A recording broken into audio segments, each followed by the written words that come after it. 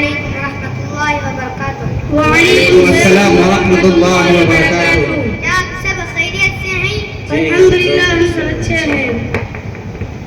کیا میں آپ سب سے وقف بورڈ اور نئے ایکٹ کے بارے میں کچھ سوالات کر سکتا ہوں؟ جی ہاں ضرور کیجیے. آپ مجھے بتلائیے کہ ہندوستان میں سب سے پہلے وقف ایکٹ کب بنا؟ ہندوستان میں سب سے پہلے وقف ایکٹ انگریز حکومت کے دور میں 1913 میں بنا. اس کے بعد 1923 اور 1930 میں اس ایکٹ میں کچھ سیکشن بڑھا دیے گئے. اب بتلائیے کہ انگریزوں سے انڈیا کے آزاد ہونے کے بعد وقف ایکٹ کب بنا؟ ڈیٹیل سے بتلائیے. آزاد بھارت میں سب سے پہلی مرتبہ جواہر لال نہرو کی حکومت کے زمانے میں 1954 میں وقف ایکٹ بنا. پھر 1959 1969 اور 1984 میں اندرا گاندھی کے منسٹری کے وقت ترمیم کی گئی تاکہ اور بھی بہتر طریقے سے وقف پراپرٹی کی حفاظت کی جا سکے.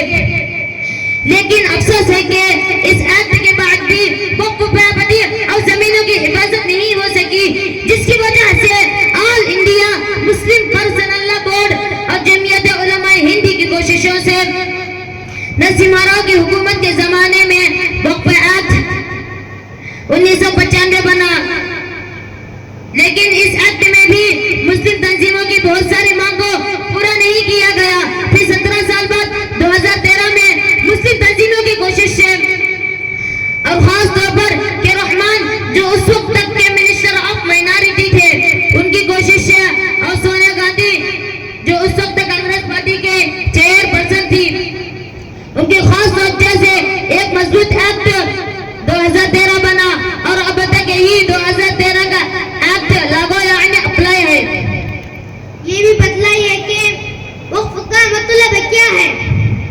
وقف کا مطلب ہے وہ جائیداد اور زمینیں جو کسی شخص ادارہ ٹرسٹ کا نام نہیں بلکہ مسلم سماج کی ہے اور اس کا مالک صرف اللہ تبارک و تعالی ہے اور اس کی آمدنی کو خاص مسلمانوں کی ضرورت میں خرچ کیا جاتا ہے. اور آپ بھی بتائیں کہ وقف بورڈ کا کام کیا ہے؟ وقف بورڈ کا کام یہ ہے مسجد، مدرسے، یتیم خانہ، قبرستان، اسکول، کالج، یونیورسٹی اور ہاسپٹل بنانا ہے. ضرورت کے وقت غریبوں، یتیموں، بیواؤں اور ضرورت مندوں کی مدد کرنا ہے اور جتنی بھی وقف پراپرٹی ہے اس کی دیکھ بھال کرنا اور اس کی حفاظت کرنا ہے.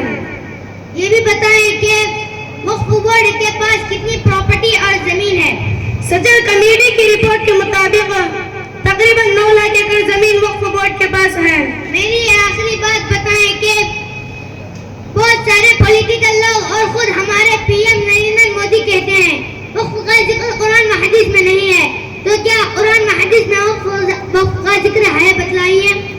خاص وقف کے نام سے کوئی آیت نازل نہیں ہوئی، لیکن چونکہ وقف بھی صدقہ کی طرح ہے، جیسے حدیث کی بڑی کتاب سنن النساء میں ہے کہ جب بھی آیت نازل ہوئی لن تنالوا البر حتى تنفقوا مما تحبون وما تنفقوا من شيء فإن الله به عليم.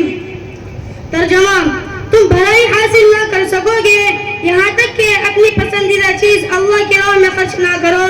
اس آیت کے نازل ہونے کے بعد حضرت ابو طلحہ رضی اللہ عنہ نے عرض کیا کہ ہمارا رب ہم سے ہمارے مالوں کا مطالبہ کر رہا ہے. یا رسول اللہ، میں آپ کو گواہ بناتا ہوں کہ میں نے اپنی زمین اللہ کے لیے مخصوص یعنی وقف کر دی. اس آیت سے معلوم ہوا کہ وقف کا ذکر قرآن میں اگرچہ ڈائریکٹ وقف کے لفظ سے نہیں ہے لیکن میننگ کے اعتبار سے وقف کا ذکر قرآن میں ہے اور حدیث میں بھی ہے کہ اللہ کے نبی صلی اللہ علیہ وسلم نے بھی وقف دیا تھا. جیسے کہ حضرت عائشہ رضی اللہ تعالی عنہ فرماتی ہے کہ نبی کریم صلی اللہ علیہ وسلم نے مدینے کے اپنے 7 باغ یعنی 7 گارڈن بنی عبد المطلب اور بنی ہاشم پر وقف کیے تھے. اور حضرت حمر بن حارث بن مستلق رضی اللہ عنہ سے روایت ہے کہ نبی کریم صلی اللہ علیہ وسلم نے انتقال کے وقت درہم و دینار غلام باغیہ کچھ بھی نہیں چھوڑا سوائے اپنے سفید خچر ہتھیار اور ایک وقفی ہوئی زمین کے. اس روایت سے معلوم ہوا کہ وقف کا ثبوت حدیث سے بھی ہے.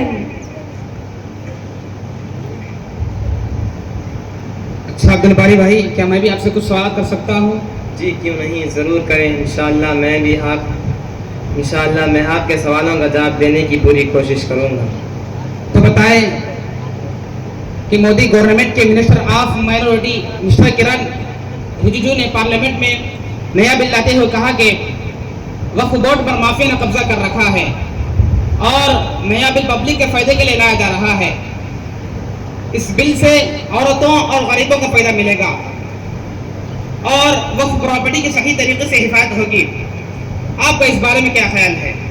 مودی گورنمنٹ جیسا کہہ رہی ہے، حقیقت میں ایسا نہیں ہے، کیونکہ اس نئے بل کے بارے میں مسلم پرسنل لا بورڈ کا کہنا ہے کہ نئے بل کے ذریعے گورنمنٹ ریلیجیس پلیس کو ہڑپ کرنا چاہتی ہے، وقف کی زمینوں کو چھیننا چاہتی ہے اور سارا کنٹرول اپنے ہاتھ میں لینا چاہتی ہے.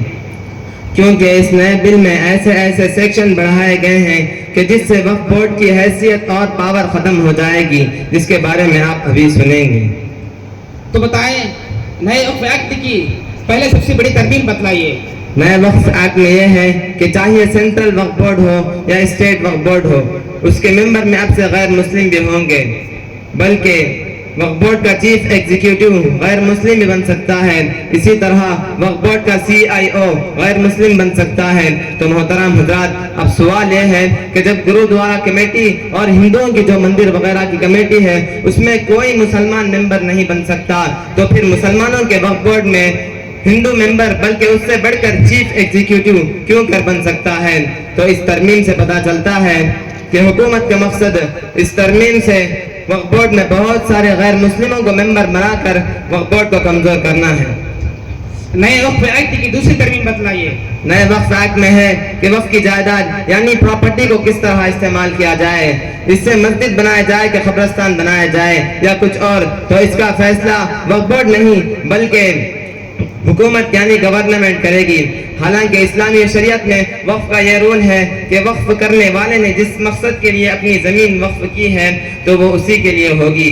یعنی اگر وقف کرنے والے نے کسی زمین کو مدرسے کے نام پر وقف کیا ہے تو اس زمین کو مسجد یا قبرستان کے نام پر وقف کرنا بالکل درست نہیں ہوگا، جبکہ اس نئے ایکٹ سے حکومت وقف زمین کو جہاں چاہے گی استعمال کرے گی. تو محترم حضرات، اس سے دو بڑا نقصان ہوگا. پہلا نقصان یہ کہ وقف کی جائیداد یعنی پراپرٹی مسلمانوں کے کنٹرول سے نکل جائے گی، اور دوسرا نقصان یہ کہ آئندہ کے لیے مسلمان وقف کرنے سے رک جائیں گے اور بہت بڑے خیر اور ثواب کے کام سے محروم ہو جائیں گے. نئے وقف ایکٹ کی تیسری ترمیم بتلائیے. نئے قانون میں یہ ہے کہ وہی مسلمان وقف کر سکتا ہے جس کے مسلمان ہوئے منیمم 5 سال ہوئے ہوں.